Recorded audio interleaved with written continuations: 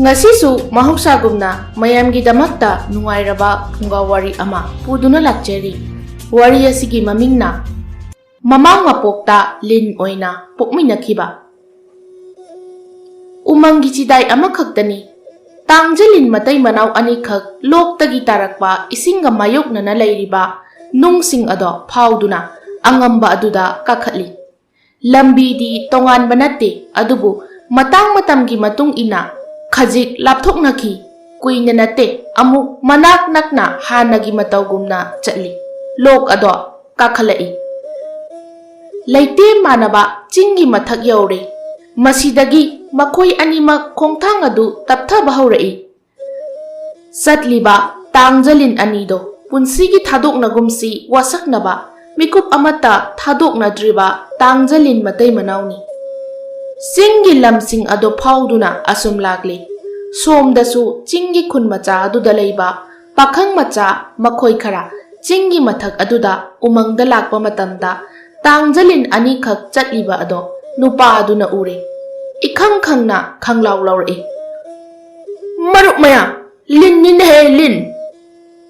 Makhoi mayamsu loina chensilai. Lin anidusu yang khatna chatnaba hotnai. Adubu pakhang macha mayam aduna makutta thang ten pairaga tanarai. Makhoina tanarakpa adu chenanaba hotnabada tangjalin matai manaw anigi maikai tongankhre. Nupa oibagidi chenkre narak amada laiba pakhangsing aduna mahakti ukhidre. Makhoigi mityang ado kanna ngamba chingmai aduda kakhatlibi nupi oibi aduda chingsinkhre.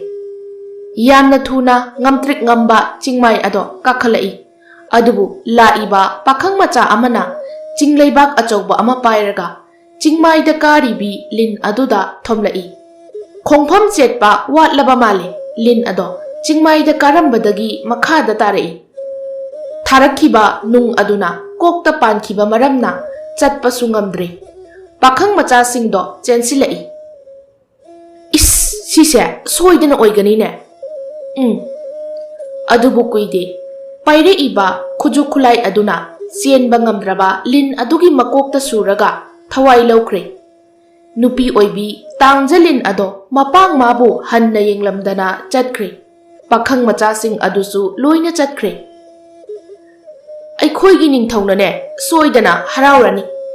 Aikhoina thabak asi tawramle haibase ningthauna karamna thajagani. Aikhoina asoiba thabaksu tawkide. Matam khara leiraga khulakpagi angang poklaba matamda pumnamak khanglakani ko. Adumna tawraga soidana khangakani. Kari wari no khangde lin hatlaga masanupi pokani haibase. Aduga amuksu masanupi poklaga mapunsi sangani haiba. Kari wara khangde lin hatlaga masanupi pokani haibase. Aduga amuksu masanupi poklaga mapunsi sangani haiba. Kari wara makhoin haibase. Nangi wado yumda hangu. Aikhoigi marakta nangi pakhum pigadaba kanasu yaudre. Makhoido chatkre.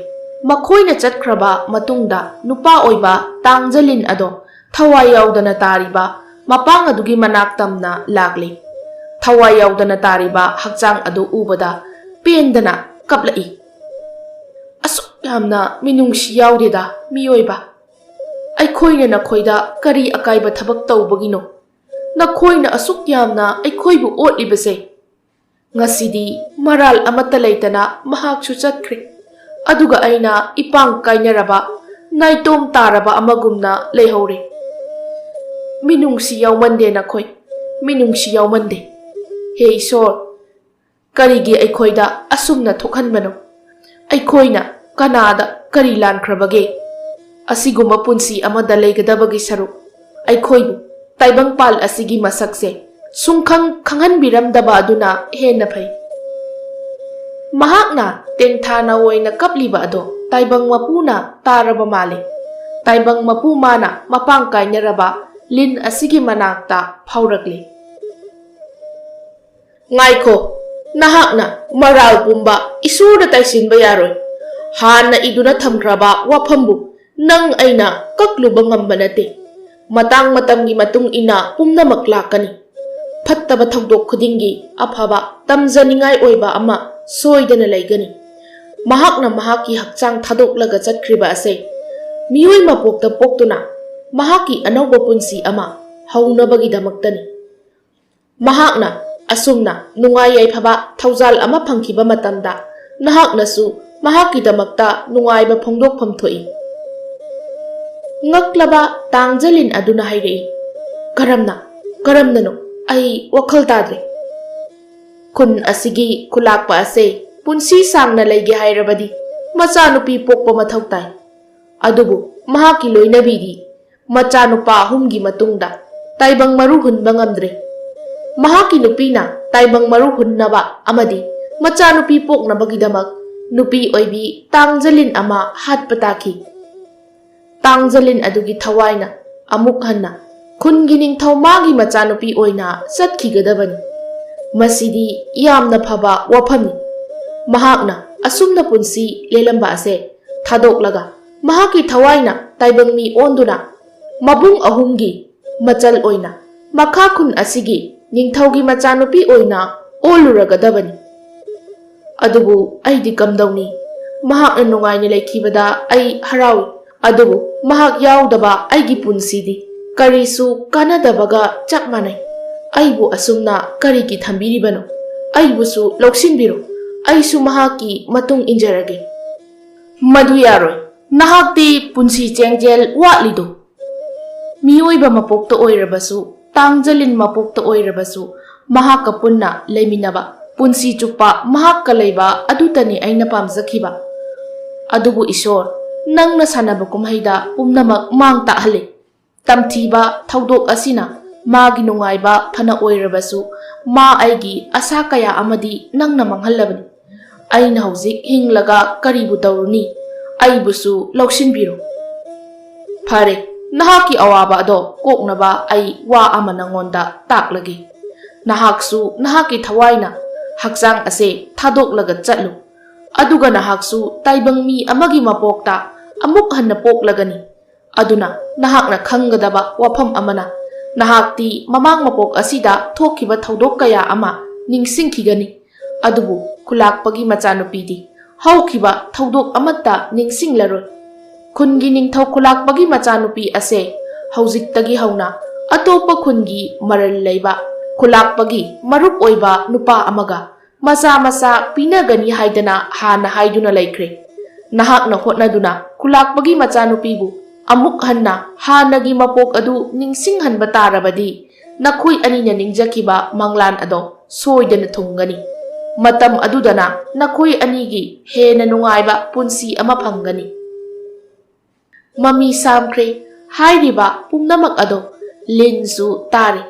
Mahaksu taibang mi oina poklaga thoklakkadaba pumnamak thengnarage haina wakhalda khankre. Loki ising kanna chenthaba mafam aduda lakle. Madudagi khara chatlaga ura laitaba mafam amada chingmaidagi leibak kaya ama ningkhaire iba dugi marakta lin adusu yaukre. Masak uge phangdre.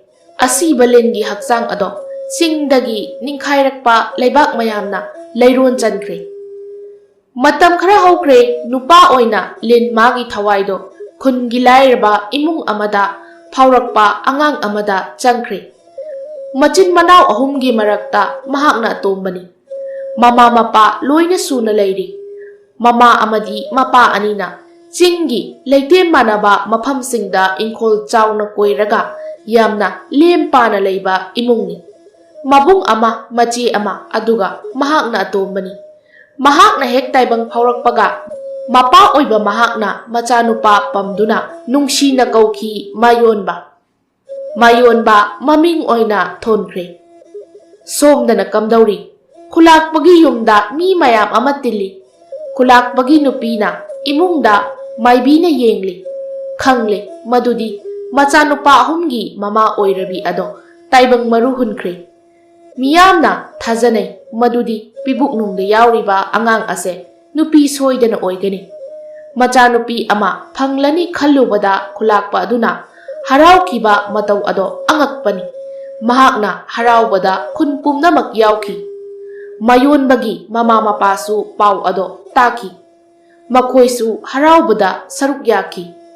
Taibangi khusemdi angakpani. Tungda kari thorakani apangba taibang miyoibana khangba ngamluba nate. Khulakpa ningthausu angakpani. Masanupina pibuk nungda leiringaidagi hauna magi maru maral mathum leiba amada nacha icha pinasi hana warep nakri.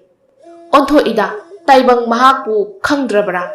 Manglam chaki wari makhai pumnamak kauthokrabra natraga nakhoigi warina tunglam chatta anauba para ama semge khanbagira. Khanghaude matamdo tha khara hokre khulakpagi machanupi ama phangle. Machanupi asigi maming tung kuina punsi sanu haiduna punsibi tholami. Matamna sumhaukhiba maramna punsibi mabung ahumgi marakta kena yoklakpana leisabi pungkak phare. Masakta matauda lam yauna phajai. Khulakpagi machanupini haibada chopte. Somdasu mayonba pakhang pungkak pharakle. Adubu mahakna pangthokpa lakpa thaudang amata pangdri. Mama mapa anigi manaktagi kok hek thadoklaga chatkesu yaroi. Khulakpagi yumdo makhoigi yumga khara lapnai.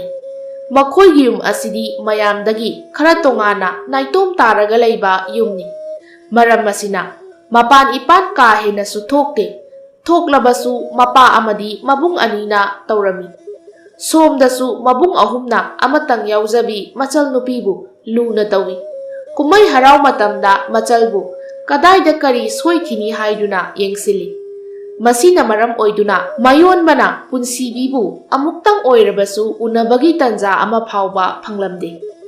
Adubu khun amakhakta leiraga sungu unakhidaba haibadudi makhoi anigi oinadi oiraroi. Nongma khungi kumai ama pangthokpani. Mahausagumna mayonba satningba phauduna leiri. Tanja aduda mahakpu pokpi mamana mahakpu kaurai. Mayonba thangse mukta piru launi imada. Mayonba phamlaga leirambani tapna haugalai aduga mamagi manakta lai. Mamana thabak taurami aduga mamagi manakta phamtharai. Mamana puraiba thang adu lauraga machanupada yenglaga hairei. Ibunga nangdi kumai yengba thokloidro. Nache nayamba loina chatkani haibani ne. Ima ai chatningdeda. Satlusu kaidaurage.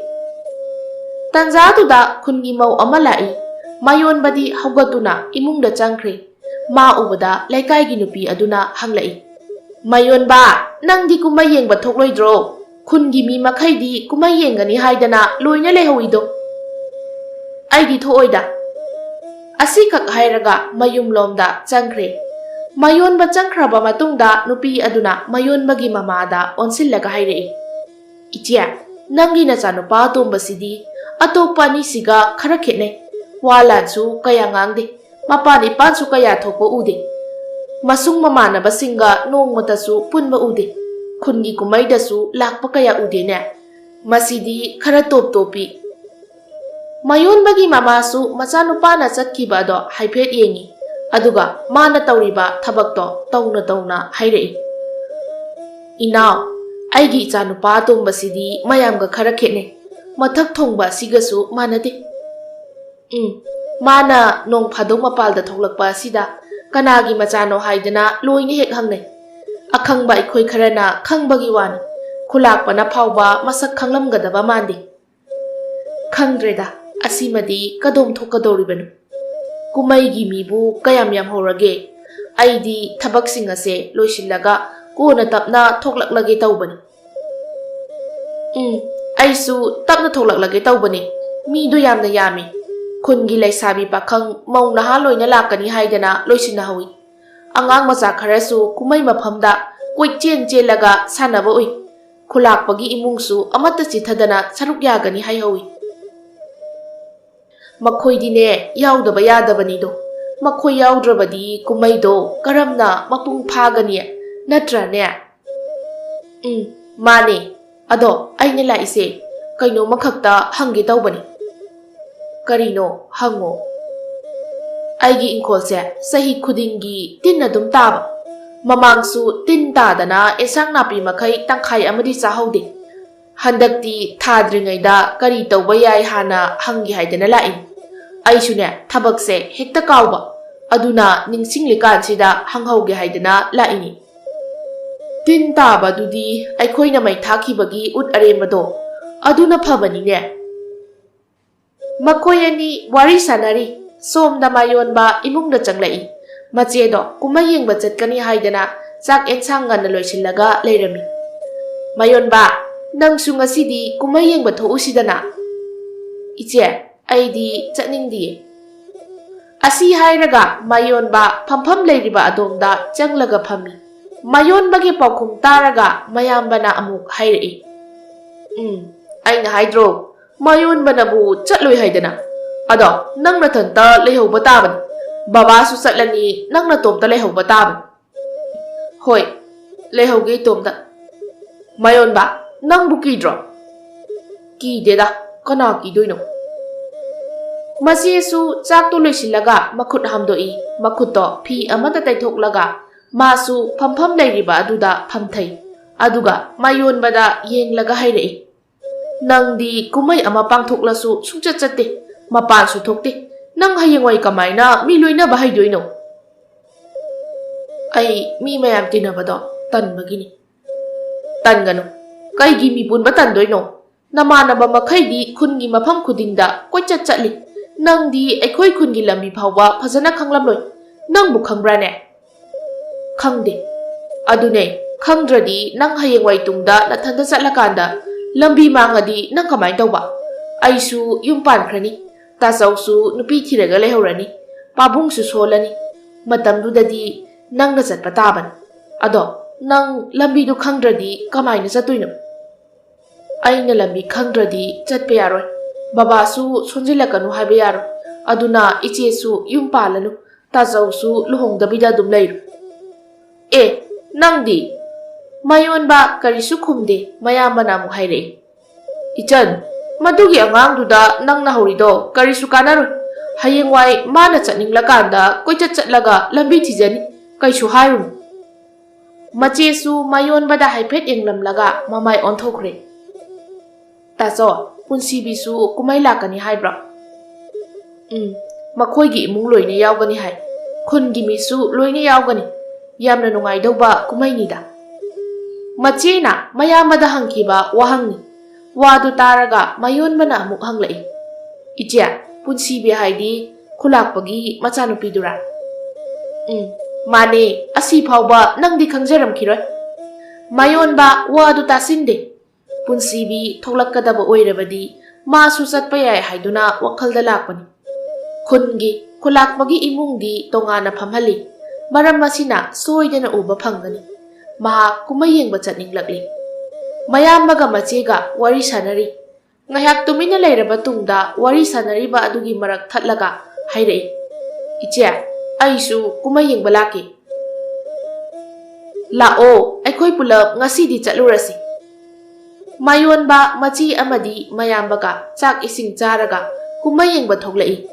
Makhoina lakpada midi yamna leiramle. Adubu khulakpagi imungdi thoklaklamdri. Makhoisu changsillaga mi mayam ama wari sanariba adomda sangsinluna phammi. Phamthabaga mayonbagi mayambana hanglai. Kumai hogdoba kayam walige. Leiramliba mayamdudagi amana khumlai. Khulakpagi imung thoraktrabadi kumai hogba yakhiroibo. Mayonbagi mayambana amuksu hanna hanglai. Khulakpagi imungdi thoklakkadaba kayam walibazan. Adudi aikhoisu khangde thokti thoklakani. Leiramliba mayamdudagi leisabi sahi kitang lesinbi mali. Mayonbagi machegi nakanda phamlaga taplamna hanglai. Asise nangi nakwa tombadura. Mani. Madi udaba yam kuire. Mapal thoktabagini. Tanjaduda khulakpagi imung thoklakpagi thilaiba ahoba dhol makhol ado tarai. Khulakpa thoklaba male. Makhoisu loina mamai leithoktuna yengi. Makhoi lakpada okpa khunja mayam amana phunkiba maramna masaksingdi uba amata phangdre. ꯈꯨꯂꯥꯛꯄꯒꯤ ꯏꯃꯨꯡꯅ ꯐꯝꯐꯝꯗ ꯍꯦꯛ ꯂꯦꯡꯁꯤꯟꯈꯤꯕꯒ ꯃꯌꯥꯝꯗꯣ ꯑꯃꯨꯛ ꯍꯟꯗꯣꯛꯂꯒ ꯐꯝꯐꯝꯗ ꯆꯪꯗꯨꯅ ꯑꯃꯨꯛ ꯐꯝꯈ꯭ꯔꯦ꯫ ꯃꯥꯌꯣꯟꯕ ꯃꯆꯦ ꯃꯌꯥꯝꯒ ꯄꯨꯟꯅ ꯐꯝꯂꯝꯕꯗꯒꯤ ꯍꯧꯒꯠꯂꯛꯏ ꯑꯗꯨꯒ ꯀꯨꯝꯃꯩ ꯌꯦꯡꯐꯝꯂꯣꯝꯗ ꯂꯥꯛꯏ꯫ ꯃꯤ ꯑꯗꯣ ꯑꯗꯨꯛꯀꯤ ꯃꯇꯤꯛ ꯌꯥꯝꯈ꯭ꯔꯦ꯫ ꯃꯔꯝ ꯑꯁꯤꯅ ꯃꯈꯣꯏꯗꯤ ꯂꯥꯞꯇꯛꯅ ꯂꯩꯔꯤ꯫ ꯂꯩꯁꯥꯕꯤ ꯄꯥꯈꯪ ꯃꯌꯥꯝꯅ ꯖꯒꯣꯏ ꯁꯥꯔꯤꯕ ꯑꯗꯨꯗꯤ ꯎꯕ ꯐꯪꯏ꯫ ꯑꯗꯨꯕꯨ ꯃꯥꯌꯣꯟꯕ ꯈꯨꯂꯥꯛꯄꯒꯤ ꯅꯨꯄꯤꯒꯤ ꯅꯥꯀꯟꯗ ꯐꯝꯂꯤꯕ ꯃꯆꯥꯅꯨꯄꯤ ꯄꯨꯟꯁꯤꯕꯤ ꯎꯕ ꯃꯌꯦꯛ ꯁꯦꯡꯅ ꯐꯪꯗ꯭ꯔꯦ꯫ ꯁꯨꯝ ꯂꯦꯞꯂꯒ ꯂꯩꯔꯝꯕꯗꯒꯤ ꯃꯆꯦꯗ ꯍꯥꯏꯔꯛꯏ, "ꯆꯦ, ꯑꯁꯥꯏꯗ ꯆꯪꯁꯤꯜꯂꯒ ꯌꯦꯡꯉꯨꯁꯤ꯫ ꯁꯤꯗꯒꯤꯁꯨ ꯑꯗꯨꯝ ꯃꯌꯦꯛ ꯁꯦꯡꯅ ꯎꯔꯤ ꯀꯩꯗꯧꯒꯦ? ꯑꯗꯣ ꯑꯁ꯭ꯋꯥꯏꯗ ꯈꯔ ꯆꯪꯁꯤꯜꯂꯒ ꯌꯦꯡꯁꯤ ꯍꯥꯏꯕ꯫ ꯃꯤ ꯑꯁꯨꯛ ꯌꯥꯝꯅ ꯆꯤꯜꯂꯤꯁꯤꯗꯤ ꯀꯗꯥꯏꯗ ꯆꯪꯗꯣꯏꯅꯣ ꯋꯥꯅꯦ ꯅꯪꯕꯣ? ꯆꯪꯐꯝ ꯂꯩꯇꯦ꯫ ꯍꯣꯔꯦꯟ ꯃꯤ ꯈꯔ ꯀꯣꯝꯂꯛꯑꯀꯥꯟꯗ ꯆꯪꯁꯤ." ꯃꯥꯌꯣꯟꯕ ꯀꯔꯤꯁꯨ ꯍꯥꯏꯗ꯭ꯔꯦ꯫ ꯆꯨꯝꯃꯤ, ꯆꯪꯐꯝ ꯂꯩꯇꯦ, ꯃꯤ ꯌꯥꯝꯅ ꯆꯤꯜꯂꯤ꯫ ꯉꯥꯏꯍꯥꯛ ꯑꯁꯨꯝ ꯌꯦꯡꯂꯝꯕꯅꯤ, ꯌꯦꯡꯐꯝ ꯈꯪꯂꯛꯇ꯭ꯔꯦ꯫ ꯃꯆꯦꯗ ꯑꯃꯨꯛ ꯑꯣꯟꯁꯤꯜꯂꯒ ꯍꯥꯏꯔꯛꯏ, "ꯏꯆꯦ, ꯁꯤꯗ ꯉꯥꯏꯍꯥꯛ ꯂꯩꯔꯝꯃꯣ, ꯑꯩ ꯑꯁꯣꯝꯗ ꯑꯃꯨꯛꯇ ꯆꯠꯂꯨꯒꯦ." ꯑꯁꯤ ꯍꯥꯏꯔꯒ ꯆꯦꯟꯊꯣꯔꯛꯏ꯫ ꯃꯆꯦꯗꯣ ꯂꯥꯎꯗꯨꯅ ꯂꯩꯍꯧꯏ, "ꯑꯁꯣꯝ ꯍꯥꯏꯕꯨ ꯀꯗꯥꯏꯗꯅꯣ?" ꯇꯥꯔꯝꯗ꯭ꯔꯦ꯫ ꯃꯥꯌꯣꯟꯕ ꯑꯗꯨꯝ ꯂꯥꯛꯂꯤ꯫ ꯈꯨꯂꯥꯛꯄꯒꯤ ꯏꯃꯨꯡꯒ ꯈꯔ ꯅꯛꯅꯕ ꯃꯐꯝꯗ ꯈꯨꯟꯒꯤ ꯅꯨꯄꯥ ꯃꯌꯥꯝ ꯑꯃ ꯂꯦꯞꯂꯒ ꯀꯨꯝꯃꯩ ꯌꯦꯡꯂꯤꯕ ꯑꯗꯣ ꯎꯔꯦ꯫ ꯃꯍꯥꯛꯁꯨ ꯆꯪꯁꯤꯜꯂꯤ꯫ ꯃꯤ ꯆꯤꯟꯅ ꯂꯦꯞꯂꯤꯕ ꯑꯗꯨ ꯈꯔ ꯇꯞꯅ ꯏꯟꯁꯤꯜꯂꯒ ꯂꯥꯛꯏ꯫ ꯑꯁꯨꯝ ꯂꯥꯛꯄꯗ ꯈ꯭ꯋꯥꯏꯒꯤ ꯃꯃꯥꯡ ꯏꯊꯪ ꯊꯪꯕꯗꯣ ꯌꯧꯔꯦ꯫ ꯃꯇꯝ ꯑꯗꯨꯗ ꯂꯦꯞꯂꯒ ꯄꯨꯟꯁꯤꯕꯤ ꯌꯦꯡꯕ ꯃꯇꯝꯗꯗꯤ ꯃꯌꯦꯛ ꯁꯦꯡꯅ ꯎꯔꯦ꯫ ꯉꯥꯏꯍꯥꯛ ꯑꯁꯨꯝ ꯌꯦꯡꯂꯒ ꯂꯩ꯫ ꯄꯨꯟꯁꯤꯕꯤꯗꯤ ꯑꯗꯣꯝꯗ ꯍꯟꯅ ꯌꯦꯡꯂꯛꯇꯦ, ꯖꯒꯣꯏꯗ ꯄꯨꯛꯅꯤꯡ ꯂꯨꯞꯂꯒ ꯂꯩꯔꯤ꯫ ꯀꯨꯝꯃꯩ ꯂꯣꯏꯁꯤꯜꯂꯛꯀꯗꯧꯔꯕ ꯃꯇꯝ ꯑꯗꯨꯗꯅꯤ ꯃꯥꯌꯣꯟꯕ ꯑꯁꯨꯝ ꯌꯦꯡꯂꯤꯉꯩ ꯇꯨꯡꯗꯒꯤ ꯂꯦꯡꯖꯨꯝꯗ ꯇꯥꯞ ꯇꯥꯞ ꯊꯥꯔꯛꯏ꯫ ꯀꯅꯥꯅꯣ ꯍꯥꯏꯗꯨꯅ ꯃꯃꯥꯏ ꯑꯣꯟꯊꯣꯔꯛꯄ ꯃꯇꯝꯗ ꯃꯌꯥꯝꯕ ꯑꯣꯏꯗꯨꯅ ꯂꯩꯔꯝꯃꯤ꯫ "ꯌꯨꯝꯗ ꯆꯠꯂꯁꯤ ꯂꯥꯛꯑꯣ." ꯃꯥꯌꯣꯟꯕꯁꯨ ꯍꯥꯏꯐꯦꯠ ꯄꯨꯟꯁꯤꯕꯤꯗ ꯌꯦꯡꯂꯝꯂꯒ ꯊꯣꯛꯂꯛꯂꯦ꯫ ꯀꯨꯝꯃꯩ ꯂꯣꯏꯗ꯭ꯔꯤꯉꯩ ꯃꯈꯣꯏ ꯌꯨꯝꯗ ꯂꯥꯛꯂꯦ꯫ ꯃꯈꯣꯏꯅ ꯂꯝꯕꯤꯗ ꯂꯩꯔꯤꯉꯩ ꯀꯨꯝꯃꯩ ꯂꯣꯏꯈ꯭ꯔꯦ꯫ ꯃꯈꯣꯏꯁꯨ ꯑꯁꯨꯝ ꯂꯥꯛꯄꯅ ꯃꯌꯨꯝ ꯌꯧꯈ꯭ꯔꯦ꯫ ꯃꯥꯌꯣꯟꯕ ꯋꯥ ꯑꯃꯠꯇ ꯉꯥꯡꯗ ꯐꯃꯨꯡꯗ ꯆꯪꯈ꯭ꯔꯦ꯫ ꯑꯗꯨꯕꯨ ꯅꯨꯃꯤꯠꯇꯨꯃꯒꯤ ꯑꯍꯤꯡꯗꯨꯃꯗꯤ ꯇꯨꯝꯊꯕ ꯌꯥꯈꯤꯗ꯭ꯔꯦ꯫ ꯃꯊꯪꯒꯤ ꯅꯨꯃꯤꯠ ꯑꯗꯨꯅꯤ ꯅꯨꯡꯊꯤꯜꯒꯤ ꯃꯇꯝ ꯈꯖꯤꯛ ꯂꯩꯊꯔꯛꯄ ꯃꯇꯝ ꯑꯗꯨꯗ ꯃꯃꯥꯅ ꯑꯦꯟꯁꯥꯡ ꯅꯥꯄꯤ ꯈꯔ ꯌꯣꯝꯂꯤꯕ ꯑꯗꯣ ꯃꯥꯌꯣꯟꯕꯅ ꯎꯏ꯫ ꯑꯗꯨꯕꯨ ꯀꯔꯤ ꯃꯔꯝꯒꯤꯅꯣ ꯍꯥꯏꯅꯗꯤ ꯍꯪꯂꯨꯗꯦ꯫ ꯃꯃꯥꯅ ꯄꯣꯠꯆꯩ ꯌꯣꯝꯕ ꯂꯣꯏꯁꯤꯜꯂꯛꯄꯗ ꯁꯣꯟꯕ ꯑꯗꯣ ꯇꯥꯏ꯫ "ꯅꯄꯥꯗꯣ ꯍꯧꯖꯤꯛ ꯐꯥꯎꯕ ꯂꯥꯛꯇ꯭ꯔꯤ, ꯅꯨꯃꯤꯠꯁꯨ ꯂꯩꯊꯈ꯭ꯔꯦ꯫ ꯍꯣꯔꯦꯟ ꯍꯜꯂꯛꯄꯗ ꯅꯨꯃꯤꯠ ꯁꯣꯏꯗꯅ ꯇꯥꯕ ꯇꯥꯔꯦ꯫ ꯃꯥꯌꯣꯟꯕ, ꯅꯌꯥꯝꯕꯗꯣ ꯑꯃꯨꯛꯇ ꯀꯧꯊꯣꯔꯛꯎ." ꯃꯥꯌꯣꯟꯕ ꯏꯃꯨꯡꯗ ꯆꯪꯈꯤꯗꯨꯅ ꯃꯌꯥꯝꯕꯕꯨ ꯀꯧꯊꯣꯛꯏ꯫ ꯑꯗꯨꯒ ꯃꯆꯦꯗ ꯑꯣꯟꯁꯤꯜꯂꯒ ꯍꯪꯂꯛꯏ, "ꯏꯆꯦ, ꯏꯃꯥꯅ ꯆꯠꯅꯤ ꯍꯥꯏꯗꯅ ꯂꯥꯡꯂꯤꯁꯤꯕꯨ ꯀꯗꯥꯏꯗꯅꯣ?" "ꯍꯣ, ꯈꯨꯂꯥꯛꯄꯒꯤ ꯌꯨꯝꯗ ꯑꯦꯟꯁꯥꯡ ꯅꯥꯄꯤ ꯈꯔ ꯊꯤꯜꯂꯨꯅꯤ ꯍꯥꯏꯕꯅꯤ." "ꯈꯨꯂꯥꯛꯄꯒꯤ ꯌꯨꯝꯗ?" ꯃꯆꯦꯒꯤ ꯋꯥꯗꯨ ꯍꯥꯏꯐꯦꯠ ꯇꯥꯔꯝꯂꯒ ꯃꯥꯌꯣꯟꯕ ꯃꯄꯥꯟꯗ ꯊꯣꯛꯂꯛꯂꯦ꯫ ꯃꯄꯥꯟꯗ ꯊꯣꯛꯂꯛꯄꯗ ꯃꯄꯥꯒ ꯃꯌꯥꯝꯕꯒꯅ ꯁꯥꯟꯅꯔꯤꯕ ꯋꯥꯔꯤꯗꯨ ꯇꯥꯔꯝꯃꯤ꯫ "ꯑꯩꯕꯨ ꯆꯠꯃꯤꯟꯅꯅꯕ ꯃꯤ ꯑꯃꯠꯇ ꯂꯩꯇ꯭ꯔꯦ ꯇꯧꯕꯅꯤ꯫ ꯅꯄꯥꯗꯣ ꯊꯦꯡꯂꯛꯀꯗꯕ ꯃꯥꯜꯂꯤ꯫ ꯅꯨꯃꯤꯠ ꯇꯥꯔꯒ ꯃꯤꯒꯤ ꯌꯨꯝꯗ ꯆꯪꯕꯁꯨ ꯍꯧꯅꯗꯦ꯫ ꯑꯦꯟꯁꯥꯡ ꯅꯥꯄꯤꯁꯦ ꯍꯌꯦꯡ ꯌꯧꯔꯗꯤ ꯃꯁꯥ ꯈꯨꯏꯊꯈꯤꯒꯗꯕ ꯃꯌꯥꯝꯁꯨ ꯌꯥꯎꯔꯦ ꯇꯧꯕꯅꯤꯅꯦ ꯅꯪꯕꯣ." "ꯏꯃꯥ, ꯑꯩ ꯆꯠꯄ ꯇꯜꯂꯦꯕ. ꯈꯨꯂꯥꯛꯄꯒꯤ ꯏꯃꯨꯡꯗꯣ ꯑꯩ ꯆꯪꯅꯤꯡꯗꯦ." "ꯍꯣ, ꯅꯪꯅ ꯆꯪꯗ꯭ꯔꯁꯨ ꯊꯣꯡꯒꯥꯜꯗ ꯂꯩꯍꯧ. ꯏꯃꯥ ꯆꯪꯒꯦ, ꯄꯣꯠꯆꯩꯁꯤꯡꯁꯦ ꯏꯊꯟꯇ ꯄꯨꯔꯒ ꯆꯠꯂꯗꯤ ꯀꯨꯏꯔꯅꯤ, ꯋꯥꯁꯨ ꯋꯥꯔꯅꯤ." "ꯌꯥꯔꯦ ꯈꯪꯉꯦ. ꯍꯣꯔꯦꯟ ꯊꯣꯡꯒꯥꯟꯗ ꯂꯩꯍꯧꯕꯗ ꯃꯤꯅ ꯎꯕꯗ ꯐꯖꯔꯣꯏ ꯍꯥꯏꯗꯅ ꯑꯗꯨꯝ ꯄꯨꯁꯤꯟꯈ꯭ꯔꯗꯣꯏꯅꯤ. ꯑꯩꯅ ꯂꯣꯏꯅ ꯈꯪꯉꯕꯅꯤ." "ꯑꯗꯨꯕꯨ ꯀꯩꯗꯧꯋꯤꯒꯦ? ꯈꯨꯂꯥꯛꯄꯒꯤ ꯌꯨꯝꯗ ꯁꯥ ꯀꯩ ꯂꯩꯕ꯭ꯔꯣ ꯅꯪꯅ ꯀꯤꯔꯤꯗꯣ?" "ꯍꯣꯏ, ꯂꯩꯌꯦ." ꯃꯥꯌꯣꯟꯕ ꯆꯪꯁꯤꯜꯂꯛꯇꯨꯅ ꯍꯥꯏꯔꯛꯏ꯫ "ꯏꯃꯥ, ꯑꯩꯒ ꯑꯣꯏꯅ ꯆꯠꯂꯁꯤ." ꯃꯃꯥꯗꯣ ꯉꯛꯅ ꯌꯦꯡꯉꯤ꯫ ꯃꯌꯥꯝꯕꯅ ꯑꯃꯨꯛ ꯍꯥꯏꯔꯛꯏ, "ꯃꯥꯌꯣꯟꯕꯒ ꯑꯣꯏꯅ ꯆꯠꯂꯨ." "ꯍꯣꯏ ꯍꯣꯏ, ꯂꯥꯛꯑꯣ ꯂꯥꯛꯑꯣ." ꯇꯟꯖꯥꯗꯨꯗ ꯃꯆꯦꯁꯨ ꯆꯦꯟꯊꯣꯔꯛꯏ꯫ "ꯃꯥꯌꯣꯟꯕ, ꯅꯪ ꯆꯠꯇꯣꯏꯔꯣ?" "ꯑꯩꯒ ꯑꯣꯏꯅ ꯆꯠꯂꯨꯔꯒꯦ." "ꯉꯥꯏꯈꯣ, ꯍꯣꯔꯦꯟ ꯅꯪ ꯅꯊꯟꯇ ꯅꯨꯡꯉꯥꯏꯔꯣꯏ. ꯑꯩꯒ ꯆꯠꯂꯁꯤ, ꯑꯩꯁꯨ ꯂꯥꯛꯑꯒꯦ꯫ ꯇꯥꯆꯧ, ꯆꯥꯛ ꯃꯩ ꯊꯥꯒꯠꯂꯝꯃꯣ, ꯍꯣꯔꯦꯟ ꯑꯩꯅ ꯊꯦꯡꯂꯛꯂꯗꯤ." ꯃꯈꯣꯏ ꯑꯍꯨꯝꯗꯣ ꯊꯣꯔꯛꯂꯦ꯫ ꯈꯨꯂꯥꯛꯄꯒꯤ ꯌꯨꯝꯗ ꯂꯥꯛꯂꯦ꯫ ꯈꯨꯂꯥꯛꯄꯒꯤ ꯌꯨꯝꯗ ꯌꯧꯔꯛꯑꯒ ꯆꯪꯂꯛꯏ꯫ ꯈꯨꯂꯥꯛꯄꯒꯤ ꯅꯨꯄꯤꯅ ꯇꯔꯥꯝ ꯇꯔꯥꯝ ꯀꯧꯁꯤꯟꯗꯨꯅ ꯐꯝꯃꯤ꯫ ꯑꯇꯣꯞꯄ ꯃꯤꯗ ꯆꯥꯅꯅꯕ ꯁꯤꯜꯂꯨ ꯍꯥꯏꯈ꯭ꯔꯒ ꯃꯍꯥꯛꯅ ꯂꯥꯛꯏꯕ ꯃꯤꯁꯤꯡꯗꯨꯗ ꯐꯝꯂꯒ ꯋꯥꯔꯤ ꯁꯥꯏ꯫ "ꯑꯁꯤꯗꯤ ꯅꯆꯥꯅꯨꯄꯥ ꯑꯇꯣꯝꯕꯗꯨꯔꯥ?" "ꯃꯥꯅꯦ, ꯏꯆꯥꯅꯨꯄꯥꯅꯤ." "ꯐꯅ ꯌꯥꯝꯅ ꯆꯥꯎꯔꯦꯅꯦ. ꯑꯩꯗꯤ ꯃꯥꯁꯦ ꯄꯥꯛꯅ ꯎꯗꯕ ꯑꯗꯨꯗ ꯃꯁꯛꯁꯦ ꯈꯪꯗꯦꯅꯦ. ꯃꯥꯗꯤ ꯃꯄꯥꯜ ꯀꯌꯥ ꯊꯣꯛꯄ ꯅꯠꯇꯦꯗ, ꯑꯗꯨꯅꯁꯨ ꯈꯪꯗꯕꯅꯤ. ꯍꯣꯏꯅꯦ, ꯑꯗꯨꯅ ꯑꯣꯏꯔꯝ ꯇꯥꯔꯤ ꯑꯩꯅ ꯈꯪꯗꯦ ꯍꯥꯏꯔꯤꯁꯤꯗꯤ. ꯉꯥꯏꯍꯥꯛꯀꯤ ꯃꯇꯨꯡ ꯄꯨꯟꯁꯤꯕꯤ ꯊꯣꯛꯂꯛꯇꯨꯅ ꯆꯥ ꯌꯦꯜꯂꯤ. ꯃꯥꯌꯣꯟꯕ ꯄꯨꯟꯁꯤꯕꯤꯗ ꯌꯦꯡꯉꯤ. ꯃꯍꯥꯛꯅ ꯍꯥꯏꯒꯦ ꯈꯜꯂꯤꯕ ꯋꯥꯐꯝꯁꯦ ꯀꯔꯝꯅ ꯍꯧꯗꯣꯛꯀꯅꯤ? ꯑꯗꯨꯒꯤꯁꯨ ꯃꯊꯛꯇ ꯌꯥꯝꯅ ꯃꯇꯥꯡ ꯆꯥꯗꯕ ꯃꯐꯝ ꯑꯃꯗꯤ ꯑꯣꯏꯔꯤ. ꯑꯇꯣꯞꯄ ꯋꯥꯔꯤꯗꯤ ꯃꯌꯥꯝ ꯑꯃ ꯁꯥꯏ, ꯑꯗꯨꯕꯨ ꯃꯔꯨꯑꯣꯏꯕ ꯋꯥꯐꯝꯗꯤ ꯌꯥꯎꯗ꯭ꯔꯤ. ꯍꯜꯂꯛꯂꯦ. ꯉꯁꯤꯁꯨ ꯀꯔꯤꯒꯨꯝꯕ ꯋꯥꯐꯝ ꯑꯃꯠꯇ ꯍꯥꯏꯔꯝꯗꯅ. ꯅꯨꯃꯤꯗꯥꯡꯒꯤ ꯃꯇꯝꯅꯤ. ꯃꯥꯌꯣꯟꯕ ꯃꯊꯟꯇ ꯈꯜꯂꯤ. ꯑꯩꯅ ꯍꯥꯏꯒꯦ ꯈꯜꯂꯤꯕ ꯋꯥꯁꯤꯕꯨ ꯀꯔꯝꯅ ꯍꯥꯏꯒꯅꯤ? ꯑꯩꯅ ꯑꯁꯨꯝꯅ ꯁꯨꯝ ꯂꯩꯔꯕꯗꯤ ꯃꯇꯝꯗꯤ ꯑꯗꯨꯝ ꯍꯧꯈꯤꯅꯤ. ꯑꯩꯅ ꯏꯊꯧ ꯄꯥꯡꯕ ꯉꯝꯃꯔꯣꯏ. ꯑꯩ ꯍꯧꯖꯤꯛ ꯀꯩꯗꯧꯅꯤ? ꯑꯩꯒꯤ ꯋꯥꯔꯤꯁꯦ ꯏꯆꯦꯗ ꯂꯣꯏꯅ ꯍꯥꯏꯔꯁꯤꯔꯥ? ꯃꯥꯅꯕꯨ ꯋꯥꯔꯤꯁꯦ ꯊꯥꯖꯒꯗ꯭ꯔꯥꯅꯦ? ꯑꯩ ꯃꯉꯣꯟꯗ ꯍꯥꯏꯔꯒ ꯌꯦꯡꯂꯒꯦ. ꯊꯥꯖꯅꯕ ꯑꯩ ꯍꯥꯏꯔꯒꯦ. ꯑꯁꯤ ꯍꯥꯏꯔꯒ ꯐꯝꯂꯝꯕꯗꯒꯤ ꯍꯧꯒꯠꯇꯨꯅ ꯃꯆꯦꯒꯤ ꯃꯅꯥꯛꯇ ꯂꯥꯛꯏ. ꯃꯃꯥ ꯃꯄꯥ ꯃꯌꯥꯝꯕ ꯃꯄꯥꯜꯗ ꯃꯩ ꯇꯤꯛꯂꯤ. ꯃꯥꯌꯣꯟꯕ ꯃꯆꯦꯒꯤ ꯃꯅꯥꯛꯇ ꯆꯪꯁꯤꯜꯂꯛꯏ. ꯏꯆꯦ, ꯀꯩ ꯂꯩꯔꯦ? ꯑꯩ ꯋꯥ ꯑꯃꯇ ꯍꯥꯏꯒꯦ. ꯍꯥꯏꯌꯨ ꯀꯩꯅꯣ? ꯌꯥꯝ ꯂꯨꯕ ꯋꯥꯅꯤ ꯏꯆꯦ. ꯏꯆꯦꯅ ꯊꯥꯖꯕ ꯈꯔ ꯋꯥꯒꯅꯤ. ꯃꯆꯦꯗꯨ ꯅꯥꯀꯟꯗ ꯐꯝꯊꯔꯛꯏ.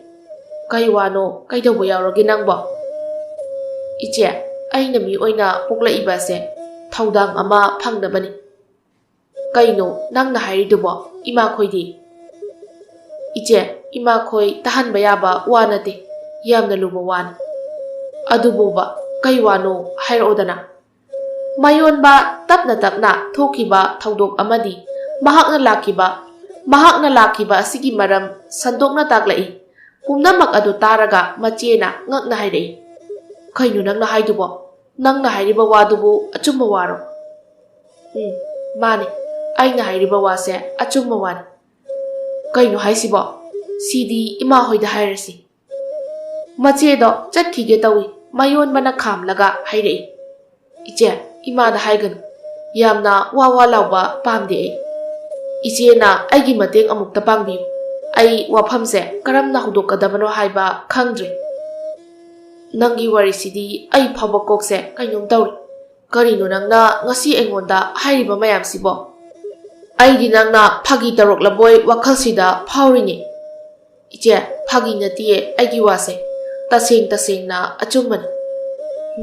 ꯐꯔꯦꯁꯦ, ꯑꯩ ꯂꯩꯔꯤꯁꯤꯗꯤ ꯀꯩꯅꯣ? ꯑꯩꯅ ꯊꯣꯛꯄ ꯄꯨꯟꯁꯤꯕꯤꯒ ꯋꯥꯔꯤ ꯁꯥꯟꯅꯅꯕ ꯍꯣꯠꯅꯔꯒꯦ. ꯑꯩꯅ ꯅꯪꯒꯤ ꯃꯇꯦꯡ ꯁꯣꯏꯗꯅ ꯄꯥꯡꯒꯅꯤ. ꯅꯪ ꯀꯩꯁꯨ ꯑꯍꯦꯟꯕ ꯋꯥꯈꯜ ꯈꯜꯂꯨꯔꯅꯨ. ꯏꯆꯦ, ꯋꯥꯁꯦ ꯃꯥꯅ ꯊꯥꯖꯒꯗ꯭ꯔꯥ? ꯀꯃꯥꯏꯅ ꯋꯥꯐꯝꯁꯦ ꯍꯧꯗꯣꯛꯇꯣꯏꯅꯣ? ꯑꯩꯅ ꯊꯣꯛꯄ ꯃꯉꯣꯟꯗ ꯍꯥꯏꯔꯒꯦ. ꯅꯪ ꯀꯩꯁꯨ ꯑꯍꯦꯟꯕ ꯋꯥꯈꯜ ꯈꯜꯂꯅꯨ. ꯅꯨꯃꯤꯠ ꯑꯗꯨꯃ ꯍꯧꯈ꯭ꯔꯦ. ꯃꯇꯝ ꯈꯔꯗꯤ ꯃꯈꯣꯏ ꯑꯅꯤꯗꯣ ꯀꯔꯝ ꯇꯧꯁꯤꯒꯦ ꯍꯥꯏꯅ ꯋꯥꯈꯜ ꯆꯨꯡꯁꯤꯟꯅꯔꯝꯃꯤ. ꯃꯆꯦꯅ ꯃꯍꯥꯛꯅ ꯆꯠꯂꯒ ꯋꯥꯔꯤ ꯁꯥꯒꯦ ꯍꯥꯏꯕꯗꯒꯤ ꯇꯣꯛꯈ꯭ꯔꯦ. ꯅꯨꯃꯤꯠ ꯈꯔꯅꯤ ꯍꯧꯈ꯭ꯔꯦ. ꯈꯨꯟꯒꯤ ꯂꯩꯁꯥꯕꯤ ꯄꯥꯈꯪ ꯄꯨꯟꯒꯅꯤ ꯍꯥꯏꯅ ꯄꯥꯎ ꯑꯃ ꯇꯥꯔꯤ. ꯃꯇꯥꯡ ꯑꯁꯤꯗ ꯃꯆꯦꯅ ꯍꯥꯏꯍꯧꯔꯒꯦ ꯍꯥꯏꯅ ꯍꯥꯏꯔꯤ. ꯄꯨꯟꯕ ꯑꯗꯨ ꯃꯥꯌꯣꯟꯕꯁꯨ ꯌꯥꯎꯅ ꯄꯨꯂꯞ ꯄꯨꯜꯂꯤ. ꯂꯩꯁꯥꯕꯤ ꯄꯥꯈꯪ ꯄꯨꯟꯕ ꯅꯨꯃꯤꯠ ꯑꯗꯨꯅꯤ. ꯃꯥꯌꯣꯟꯕꯒꯤ ꯃꯆꯦꯗꯣ ꯄꯨꯟꯁꯤꯕꯤꯒꯤ ꯃꯅꯥꯛꯇ ꯐꯝꯂꯒ ꯋꯥꯔꯤ ꯍꯧꯔꯛꯏ. ꯑꯩ ꯋꯥ ꯑꯃꯈꯛꯇ ꯍꯥꯏꯒꯦ ꯄꯨꯟꯁꯤꯕꯤ. ꯏꯆꯦ, ꯀꯩ ꯋꯥꯅꯣ ꯍꯦꯛꯇ ꯍꯥꯏꯌꯨ. ꯉꯥꯏꯍꯥꯛ ꯇꯨꯃꯤꯟꯅ ꯂꯩ. ꯋꯥꯗꯣ ꯍꯧꯐꯝ ꯈꯪꯗꯕꯒꯤꯅꯤ. ꯀꯔꯤ ꯇꯧꯔꯒꯦ ꯏꯆꯦ? ꯅꯪ ꯂꯥꯟꯅꯗꯤ ꯂꯧꯒꯅꯨ. ꯅꯪꯒꯤ ꯃꯃꯥꯡ ꯃꯄꯣꯛꯇ ꯀꯔꯤ ꯄꯣꯛꯂꯝꯒꯅꯤ? ꯅꯪ ꯋꯥꯈꯜ ꯂꯩꯕ꯭ꯔꯥ? ꯑꯃꯨꯛꯇꯪ ꯄꯣꯛꯄ ꯃꯤꯑꯣꯏ ꯃꯄꯣꯛꯁꯤꯗ ꯃꯃꯥꯡ ꯃꯄꯣꯛ ꯍꯥꯏꯕꯗꯣ ꯑꯩ ꯊꯥꯖꯗꯦꯗ ꯏꯆꯦ. ꯀꯩꯒꯤ? ꯍꯣꯏ, ꯆꯨꯝꯃꯤ. ꯃꯤꯗꯤ ꯑꯃꯨꯛꯇꯪ ꯄꯣꯛꯏ. ꯑꯗꯣ ꯑꯇꯣꯞꯄ ꯃꯤ ꯅꯠꯇꯕ ꯑꯣꯏꯅ ꯄꯣꯛꯂꯝꯂꯗꯤ? ꯏꯆꯦꯅ ꯍꯥꯏꯅꯤꯡꯉꯤꯕ ꯋꯥꯁꯤ ꯀꯔꯤꯅꯣ? ꯑꯩ ꯂꯧꯁꯤꯟꯕ ꯉꯝꯗ꯭ꯔꯦ. ꯁꯨꯝꯗꯧꯕꯅꯤ. ꯑꯩ ꯋꯥꯔꯤꯗꯣ ꯂꯤꯔꯒꯦ. ꯅꯪ ꯋꯥꯈꯜꯗꯣ ꯃꯨꯟꯅ ꯑꯃꯨꯛꯇꯪ ꯈꯜꯂꯨ. ꯋꯥꯔꯤ ꯄꯨꯝꯕ ꯁꯟꯗꯣꯛꯅ ꯂꯤꯔꯝꯃꯤ. ꯑꯗꯨꯕꯨ ꯄꯨꯟꯁꯤꯕꯤꯗꯤ ꯋꯥꯔꯤꯗꯣ ꯊꯥꯖꯕ ꯀꯌా ꯊꯣꯏꯅ ꯉꯝꯗ꯭ꯔꯦ. ꯏꯆꯦ, ꯅꯪꯒꯤꯁꯦ ꯑꯩꯉꯣꯟꯗ ꯐꯥꯒꯤ ꯇꯧꯔꯤꯔꯣ? ꯑꯩꯅ ꯍꯥꯏꯔꯤꯕ ꯋꯥꯁꯦ ꯑꯁꯦꯡꯕꯅꯤ. ꯅꯪ ꯐꯥꯒꯤ ꯑꯣꯏꯅ ꯂꯧꯒꯅꯨ. ꯏꯆꯦ, ꯃꯄꯣꯛ ꯄꯣꯛꯄꯁꯦ ꯑꯩ ꯀꯌꯥ ꯊꯥꯖꯗꯦ. ꯃꯗꯨꯒꯤ ꯈꯨꯗꯝ ꯆꯥꯡꯗꯝꯁꯨ ꯑꯃꯠꯇ ꯂꯩꯇꯦ. ꯑꯗꯨꯒ ꯏꯆꯦꯒꯤ ꯏꯄ꯭ꯋꯥꯅꯤ ꯍꯥꯏꯕ ꯃꯤꯁꯛ ꯑꯗꯨꯁꯨ ꯑꯩꯗꯤ ꯃꯁꯛ ꯈꯪꯗꯦ. ꯋꯥꯔꯤꯁꯦ ꯅꯪꯉꯣꯟꯗ ꯃꯇꯧ ꯀꯔꯝꯅ ꯊꯥꯖꯍꯟꯒꯅꯤ? murum sonbani masa matanta amuk makhol thoklaga hairei. Nang wakhal amukta muna khalo. Nang ase lin ama hatlaga khulakpagi macha oina lakhibani. Adugi wari do khanglaga nakhoina pangsa sajinba oiramladi. Adu nate ekhoina hairisidi asengmani. Nang khara saurama male. Nang yumda wakhal tana khalur. Mayonba nang somda mukta launi. Mayonba kaukhiba maikei aduda khut thillaga. Asine aigi upa haibado. Aidi mase ahanba ubani. Ngasi na ahanbane. Magi asumna pakhang leisabi punba yawbasu. Ahenba makha tanadre. Atopa warisu sanadre. Numit ado haukre. Punsibi ahenba wakhal khanjilude. Mahak aduda kaya thazaba miyoi nate. Somdadi punsibigi hairakpa paukhum tabada mayonba leifam khangdre. Mahakna karamna mangonda thazahangani. Adubu mahak wakhal thokdre. Numit aduma punsibi haiphet saure khangduna machena phathaduna mayonba halakle. Adubu mahak leifam chafam tasengna khangdre. Mana macheda takmanbadagi khulakbagi yumlomda lakle. Ngaihak sum mafam aduda leirami. Phanayamnadi kusilakle. Machena asida mingonda wa amata hange haiduna chakki. Matam adudani punsibi magi yumgi thongalda thonglakpado. Mayonba ngasidi asengba wari pumba lirage haina changsilai. Punsibi kai haige. Punsibi aigi ichena haiba wado asengmani. Nang wakhal amukta khallaga amukta ningsing. Masado charakna bahenban bana. Kari na kari gyan mangle mayonba. Punsibi su haipet chuklap tawna amuk hairei. Adugi warido ay thazadeda. Ay ngonda adugi matangda amuk hana wanganglakano. Ay adugumba wado thazade. Mayon bana mamang mapoki makhoigi wari khara lirei. Mahakna dumna tawba aduda punsibi sawgalai. Nang aise khulakpagi machanupi ni haibase kaubra. Nang aigi ibung ahum sina phubirakpa dura nang nangairi Punsibi aina hairise asengman. Taning dehe. Aise luhongbagi bor leiraba nupi amani. Nangi warido ai thazade. Mamang mapok ani. Adusu lin oina. Adusu nangaiga. Tali.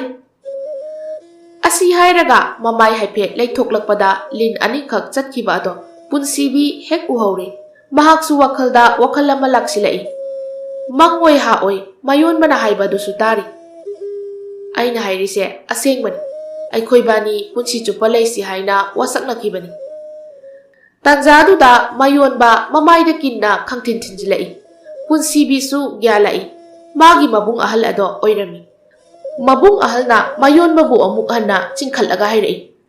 Nangna tawrise aikhoi bu usitriba natra ha.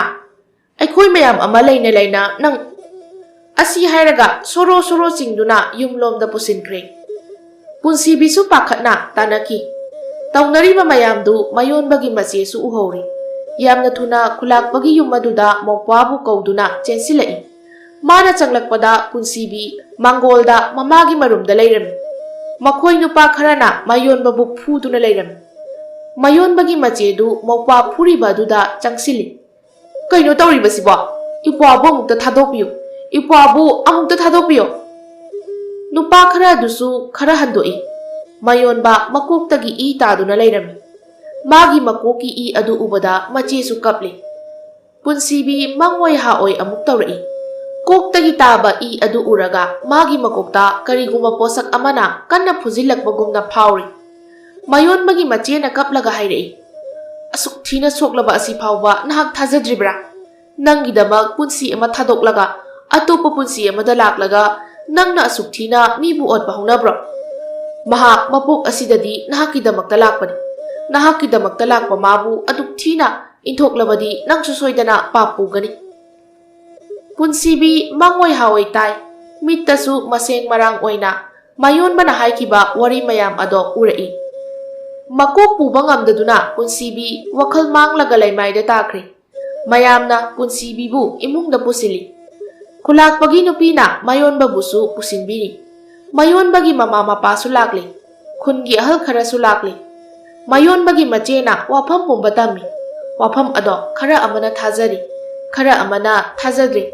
Adubu asengba ama khangnanaba laiba amaiba aduda yengbinaba hairi. Thau khara tawraba matung amaiba aduna hairi.